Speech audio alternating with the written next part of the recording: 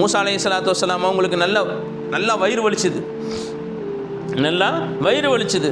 உடனே அல்லாஹ்ட்ட கேட்டாங்க, யா அல்லாஹ், எனக்கு வயிறு வலியாக இருக்குது, எனக்கு ஷிஃபாவை கொடு யா அல்லாஹ். அப்போ அல்லாஹ் தஆலா சொன்னா, மூசா அலைஹிஸ்ஸலாம் அவங்கள நீங்கள் என்ன செய்யுங்க, இந்த இடத்துக்கு போங்க, ஒரு செடி இருக்குது, அந்த செடியை நீங்கள் சாப்பிடுங்க, சரியாக போயிடும். அந்த செடியை நீங்கள் சாப்பிடுங்க, சரியாக போய்டுன்னு சொன்னான். அதே போல் போனாங்க, அங்கே செடி இருந்துச்சு, அது பறித்து சாப்பிட்டாங்க, சரியாக போயிடுச்சு. அதுக்கப்புறம் கொஞ்ச நாள் கழித்து திருப்பி வயிறு வலிச்சிச்சு. நேராக போனாங்க, அந்த செடியை பிடிங்கி சாப்பிட்டாங்க, நிறைய வலி கூடவாயிடுச்சு. அது வயிற்று வலி சரியாக போகலையே. மூசா அலைஹிஸ்ஸலாம் அவங்கள, நீங்கள் முதல் வாட்டி உங்களுக்கு வயிறு வலிக்கும்போது என்கிட்ட கேட்டீங்க, நீங்கள் அந்த செடியில் ஷிஃபா இல்லை, நான் சொன்னதுனால அதில் ஷிஃபா.